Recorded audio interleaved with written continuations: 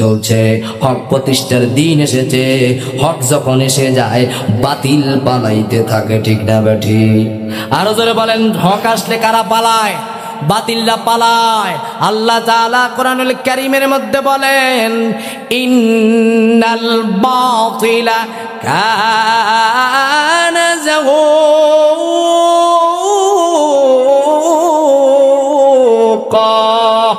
ও মুসলমান, বাতিল কখনো শক্ত কদমে দাঁড়াইতে পারে না।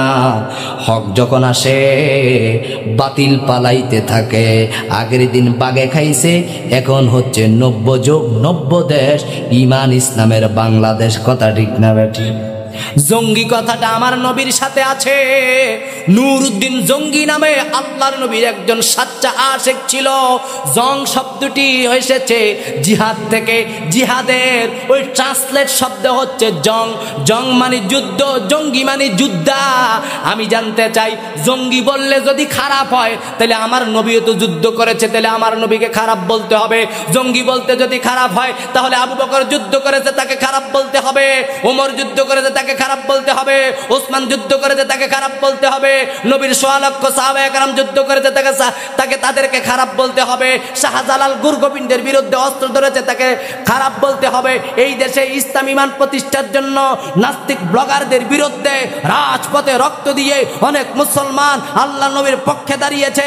যারা ইসলামের পক্ষে দাঁড়িয়ে রক্ত দিয়েছে, আপনি যদি জঙ্গি বলে তাদেরকে খারাপ বলেন, আপনি তাদেরকে খারাপ বলেন নাই, আপনি সরাসরি আল্লাহর রাসূলকে খারাপ বলেছেন, আবু বকরকে খারাপ বলেছেন, ওমরকে খারাপ বলেছেন, ওসমানকে খারাপ বলেছেন। নবী রাসূলদেরকে খারাপ প্রমাণিত করে জিহাদ কোরআনের একটা পরিভাষা, জিহাদ হাদিসের একটা পরিভাষা। ওই জিহাদের মাধ্যমেই ইসলাম প্রতিষ্ঠা হয়েছে, ওই জিহাদের মাধ্যমেই ঈমান প্রতিষ্ঠা হয়েছে, ওই জিহাদের মাধ্যমেই আবু জাহেলকে আল্লাহ তাআলা মিথ্যা প্রমাণিত করেছে, ওই জিহাদের মাধ্যমেই মক্কার 360 মূর্তিকে মাটির সাথে মিশায়া আল্লাহ খানায়ে কাবাকে শিয়ারে ইসলাম বানিয়েছে। ওই জিহাদকে যারা খারাপ বলবে এরা মুসলমান না, এরা কাফের। কথা ঠিক না ঠিক ধরে কর। তাকবীর। আল কোরআনের আলো, আল হাদিসের আলো। তাকবীর। জিহাদ কোরআনের শব্দ, ওয়াজাহিদু ফিল্লাহি হাক্কা জিহাদিহি ওয়াজতাবাকুম ওয়ামা জাআলা আলাইকুম ফিদ্দীন মিন হারাজ মিল্লাতা আবিকুম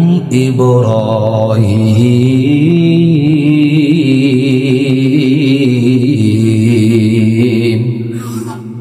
আল্লাহ তাআলা জিহাদের কথা অসংখ্য বলছে। রাসূল নিজে 83টা যুদ্ধের মধ্যে 23টা যুদ্ধে কিংবা 27টা যুদ্ধে সেনাপতি ছিল। জিহাদ খারাপ জিনিস না, কিন্তু জিহাদের নামে মিথ্যা ঝামেলাও বাংলাদেশে আছে না নাই?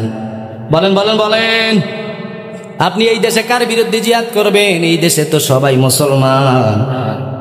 আপনি জিহাদের নামে কারো চিনজি জ্বালায়া দিলে, কারো বাড়ি জ্বালায়া দিলে, ওই চিনজি দিয়া 11 জন 10 জন পরিবারের খাবারের আয়োজন করে আল্লাহ। আপনার ঝামেলা রাষ্ট্রপ্রধানের সাথে, আপনার ঝামেলা কোনো নেতার সাথে, আপনার ঝামেলা কোনো হিন্দুর সাথে, আপনার ঝামেলা কোনো নাস্তিকের সাথে। কেউ নবীরে গালি দিছে, কেউ ইসলামের বিরুদ্ধে বলছে, আপনি তার বিচার করতে যাইয়া সাধারণ চিনজিওয়ালার চিনজিতে আগুন দিতে পারেন? পারেন পারেন পারেন? এগুলা জিহাদের নামে অপব্যাখ্যা। আমরা এগুলা বিশ্বাস করি, আমরা এগুলা বিশ্বাস করি। আল্লাহ তাআলা আমাদেরকে সঠিক জিহাদ বুঝার তৌফিক দেন, বলেন আমিন। এখন আপনি কিভাবে জিহাদ করবেন? আপনি তো নিজের লগে কুলেন না। আল্লাহ রাসূল বলে, আসাদুল জিহাদে জিহাদুল হাওয়া। সবচাইতে বড় জিহাদ কোনটা জানুনি? নিজের অন্তরটারে গুনাহ থেকে বাঁচাইয়া রাখা। তার ইমান তো এমনি তারে নারে বন্ধুরে, ইমান লরে সকালে আর দুপুরে, ইমান লরে সকালে আর দুপুরে। সকালে ইমানদার, বিয়ালে কাফের, বিয়ালে কাফের, সকালে ইমানদার। আপনার এই অবস্থা, তা আপনি কেমনি জিহাদ করবেন? আগে নিজেরে ঠিক করতে হবে। কথা ঠিক না? ঠিক। কেন বলতেছিলাম ওই জিহাদের কথা?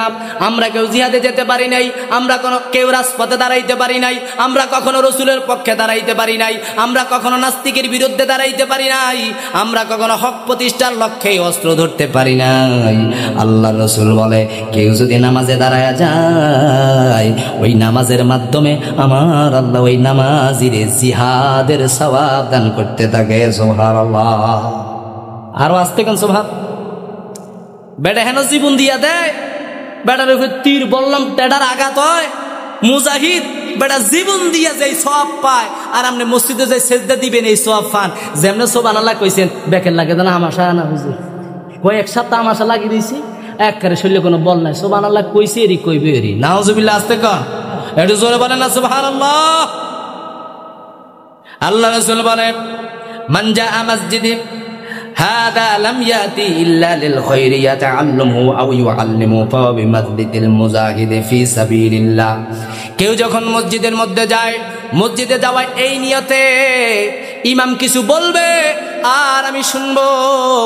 আমরা তো ইমামের কথা শুনতে চাই না, ইমামরে শোনাইতে চাই। কথা ঠিক না? বা ঠিক। অনেক সময় দাওয়ের ডাক বড় হয়, ইমাম সাহেবরে কয় হুজুর এই ওয়ার্ডটা কেন করলেন, এটা কেন কইলেন, আপনার এই কথাটা তো হইছে না।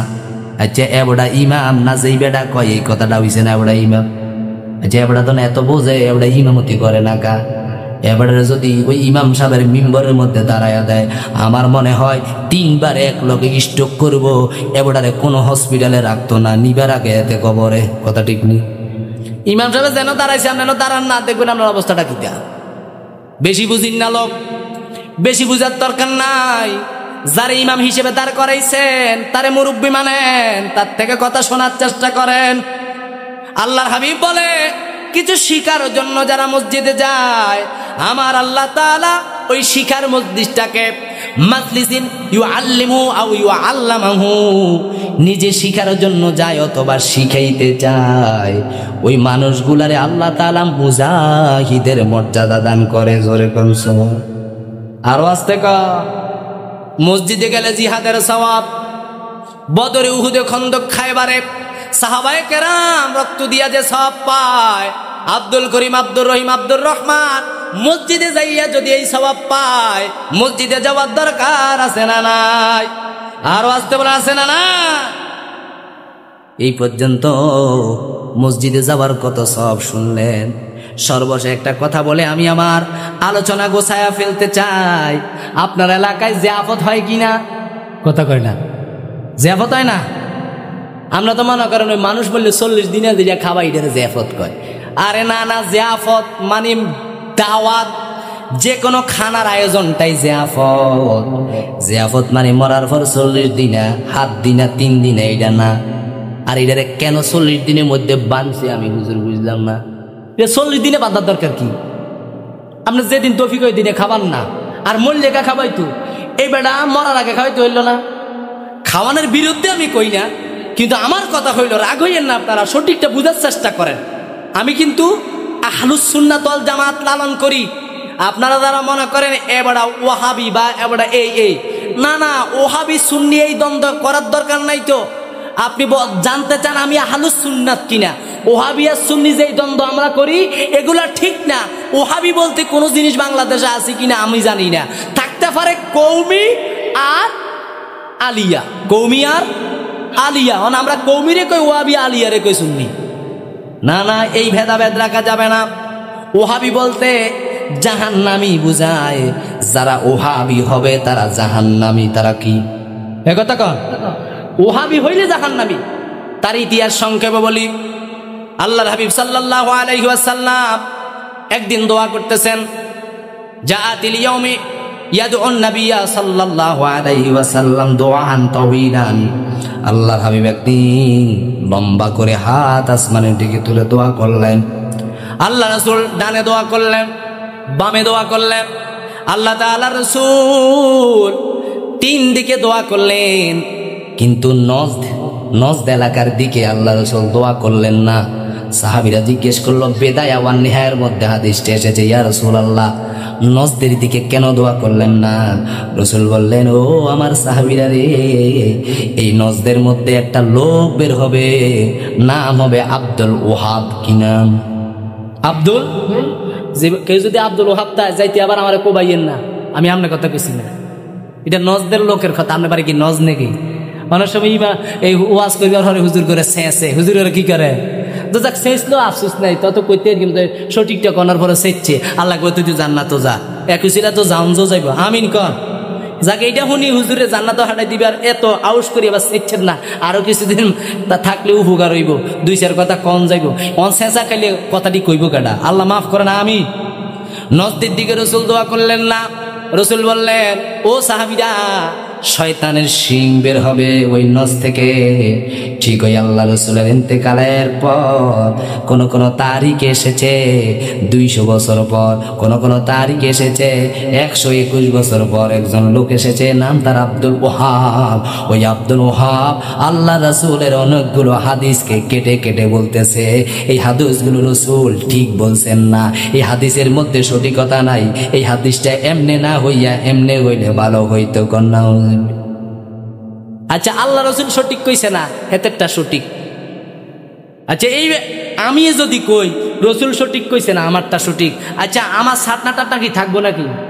ওই এনে একজন আছে আমার মুসলি শহীদ মিয়া, গরম আছে, কই যদি আরে শালার ভিতরে দর, শালার ভিতরে কইলো গীতা, নবী বলে ঠিক নাই, এতে বলে ঠিক।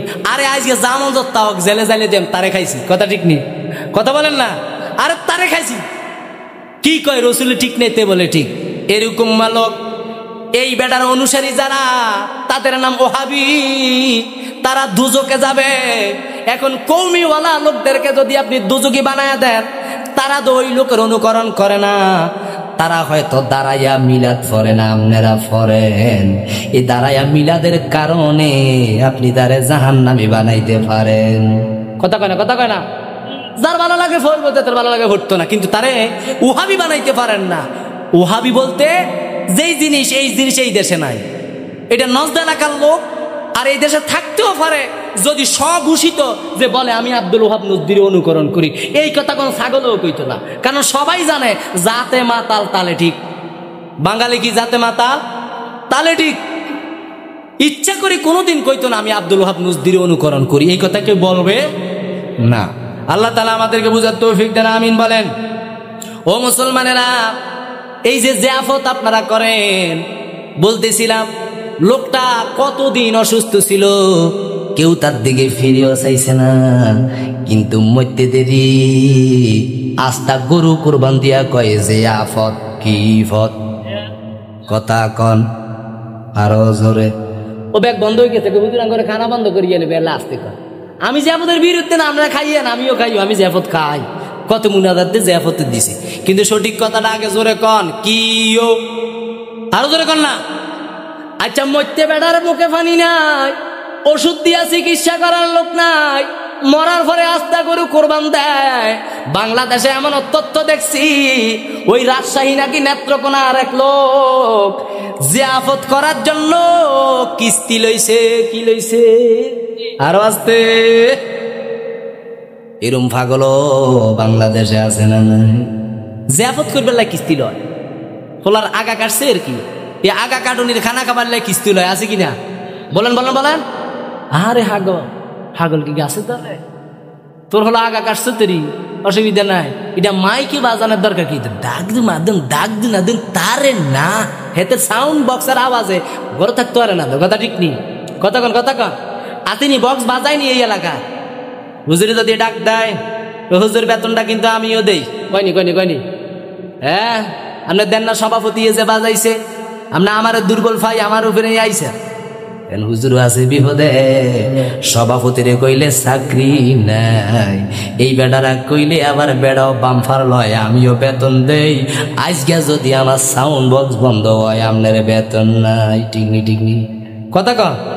এমনি তো হুজুর গো বেতন, তারে নারে বেতন, তারে নারে বুঝুননি, তারে নারে, তারে না রে, তারে মানি আইয়ে নারে মানি নাই, কোন মাসে দেয় কোন মাসে দেয় না, এটা রেখে তারে নারে বেতন, এটা কি কর কথা কন, কি বেতন কি বেতন, তারে নারে বেতন, কোন মাসে দেয় কোন মাসে দেয় না, বেতন হইলো 10,000, হুজুর এই মাসে 7,000 দিতি, সামনের মাসে মিলে লইয়া দেখা গেছে সামনের মাসে ঠিকই 10,000 দিতে, 3,000 টাকা নেই, গত মাসে 3,000 কম। এই হচ্ছে হুজুরের কি, আল্লাহ মাফ করেন। এরপরে তো টিয়ারটা দিবার সময় কত দৌড়তে ধরে, হুজুর গত সপ্তাহে একদিন বেশি ছুটি হয়েছে, আমরা নামাজটা পড়তাম পাচ্ছি না, কত পড়তে হারেন না কা, আজীবন কি বেড়ায় নেওয়া জরাবনি, আপনি কিতা করেন জানাজা তাইলে হুজুর নিয়তটা কই দেন কা, কিন্তু তুই 40 বছর কিতা করে তোমার কা তোরে আটকা করে নিয়ত করলে তুই বুঝবি নি কথা কন কয় না, এরপর লাভ দিকে মুনাজাত দিয়ালাম না, আর হুজুর তুই মুনাজাত দিব